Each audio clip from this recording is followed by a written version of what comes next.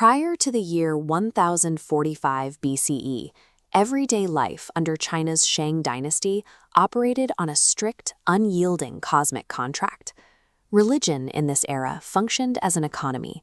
The gods demanded appeasement through blood, requiring the slaughter of pigs and oxen in exact accordance with ancient rites to secure a bountiful harvest or a military victory.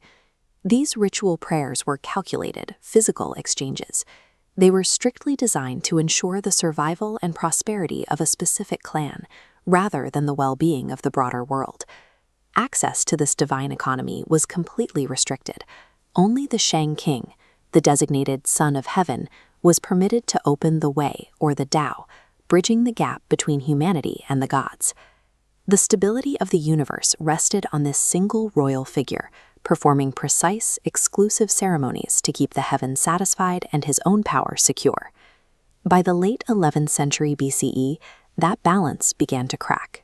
The final Shang king was a despot whose cruelty and neglect brought the empire to the brink of collapse.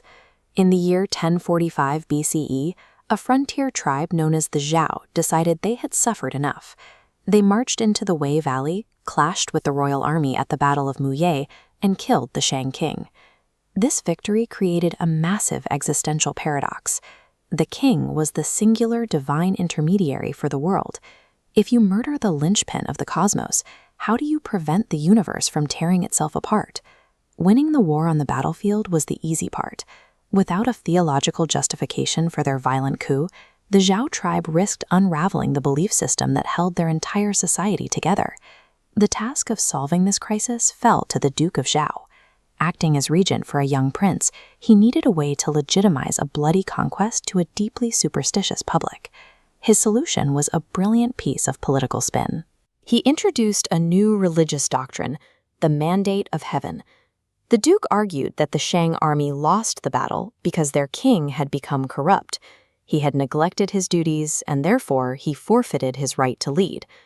According to this new logic, heaven actively stripped its support from the Shang dynasty and transferred the right to rule to the Zhou, rewarding their deep commitment to justice.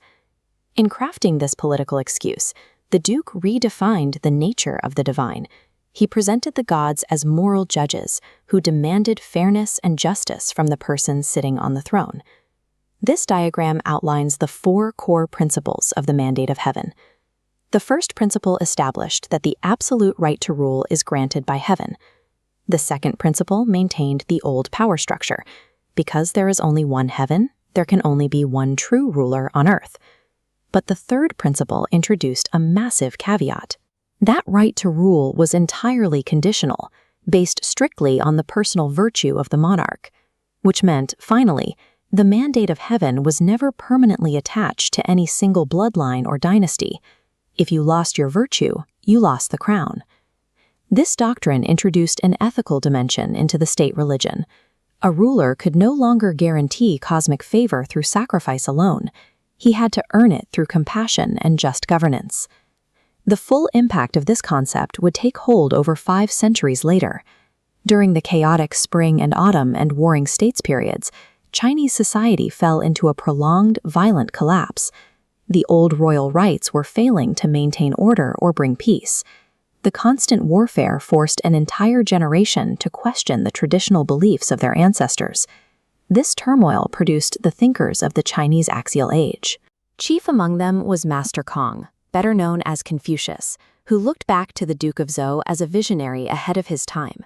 Confucius saw the logical endpoint of the Duke's political doctrine. If heaven truly values justice and personal virtue above all else, then maintaining the Tao couldn't possibly be a monopoly held by a single king. These sages effectively decentralized the Tao. They removed it from the exclusive domain of royal ritual and redefined it as an absolute moral truth, a standard that any individual could progress toward. They established a new cultural imperative. People were taught to stop serving only the selfish interests of their families and clans, and instead accept responsibility for their own thoughts, actions, and higher morality.